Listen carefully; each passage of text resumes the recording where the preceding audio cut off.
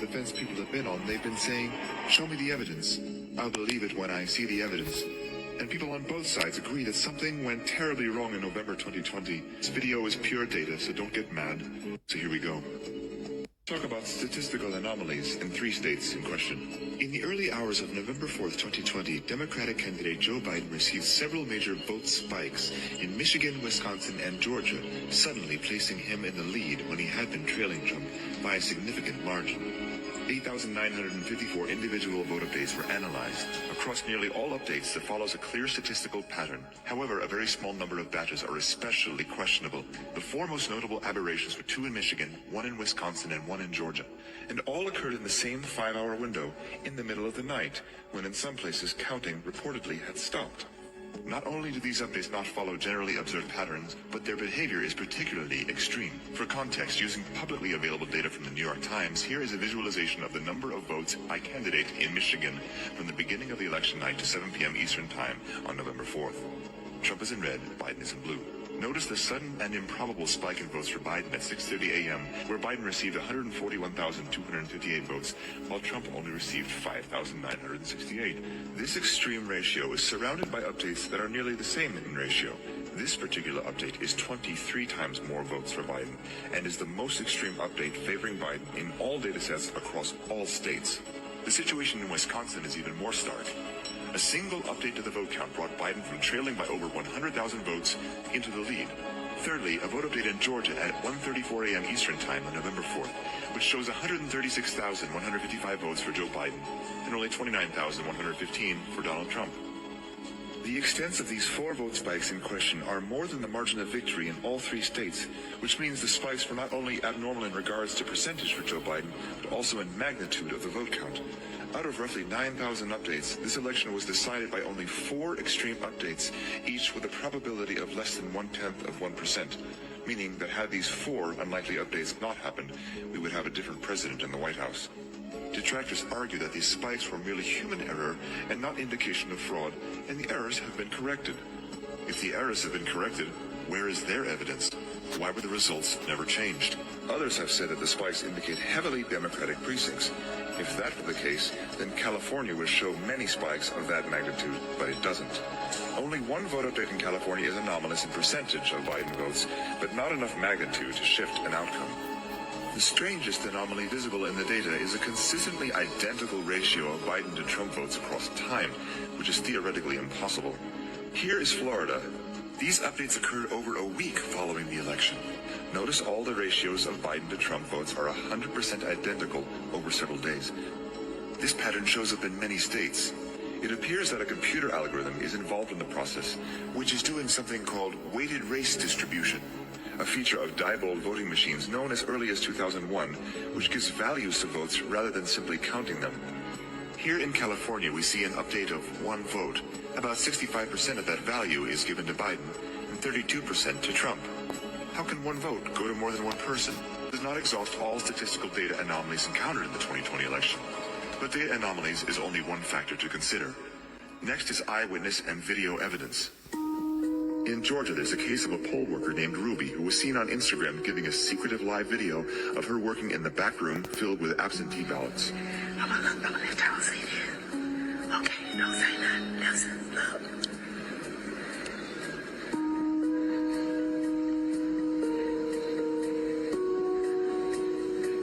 A surge in Biden votes can be observed after this tabulation at 06:34 Greenwich Mean Time, which is 1:34 a.m. in Georgia, just after the time in question.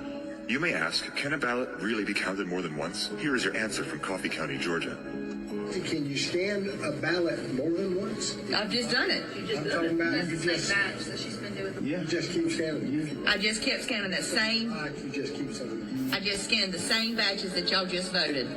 I never got any more until that one. Why they approve such a system? Ruby allegedly posted this later on social media. Of course, the mainstream media calls this misinformation, and most references to these videos have been deleted from internet search results. Raquel Rodriguez.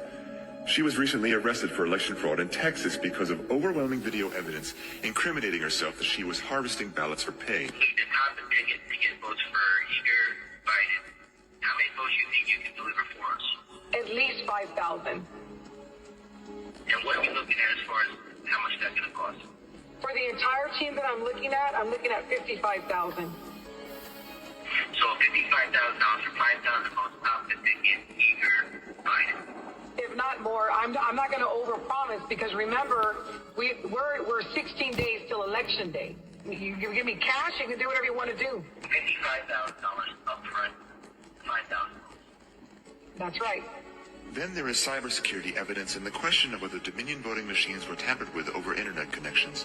Signed affidavits under oath from cybersecurity experts indicate that Dominion voter systems and Edison Research were using an unencrypted VPN with login credentials that were easily accessible and used by foreign adversaries to monitor and manipulate votes. The IP addresses into the Edison Research host service went in both directions, meaning that not only were China and Iran and other countries accessing the servers, but also Edison Research was communicating back to these adversaries. The claims that Dominion voting machines were not connected to the internet are completely false. Cybersecurity experts have followed the communication of the data from Dominion voting servers and Edison Research to foreign countries. A simple web search will uncover that DominionVotingSystems.com is registered to a company in Hunan, China. Furthermore, forensic audits of the machines reveal significant errors. Despite opposition and attacks, election security experts were able to audit Dominion voting machines in Antrim County, Michigan, revealing unusually high error and adjudication rates. And 113,130 as of moments ago. We've adjudicated 106,000 plus of those. Experts identified an error rate of 68.05%, which is far above the Federal Election Commission guidelines of 0.0008%, or 1 in 250,000. Although vote adjudication logs are available for prior election years, suspiciously, all the logs for the 2020 cycle were missing. Moreover, all security logs prior to 11:03 p.m. on November 4th are also missing. If that's not enough, the election event designer log shows that the Dominion Image Cast precinct cards were reprogrammed on October 23rd and again on November 5th, which violates the Help America Vote Act, which includes a 90-day safe harbor period that prohibits changes to election systems, registries, hardware, and software updates without undergoing recertification. Even if skeptics and critics persist that these issues are inconsequential, they should be willing for forensic audits to take place for transparency, yet they have viciously attacked attempts to review logs. Why is that if there's nothing to hide? Election officials in Maricopa County, Arizona have even ignored subpoenas for release of election data and Dominion machine audits until after the inauguration. The Secretary of State unilaterally removed legislative signature requirements for mail-in ballots.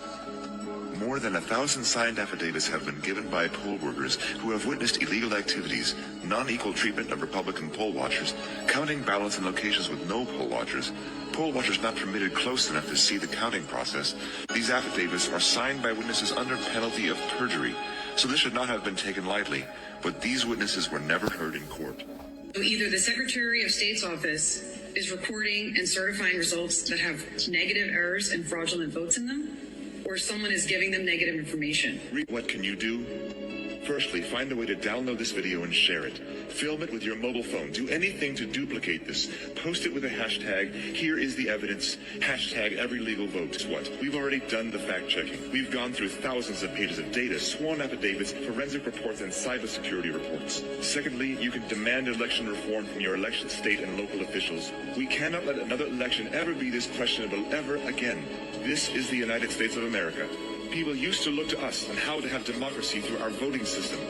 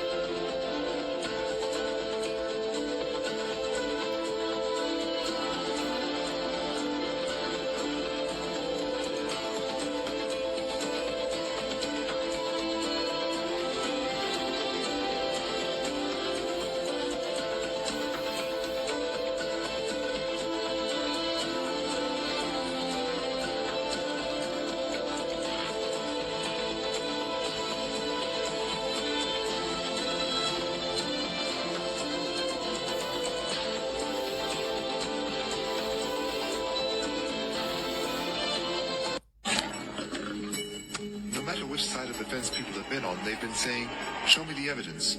I'll believe it when I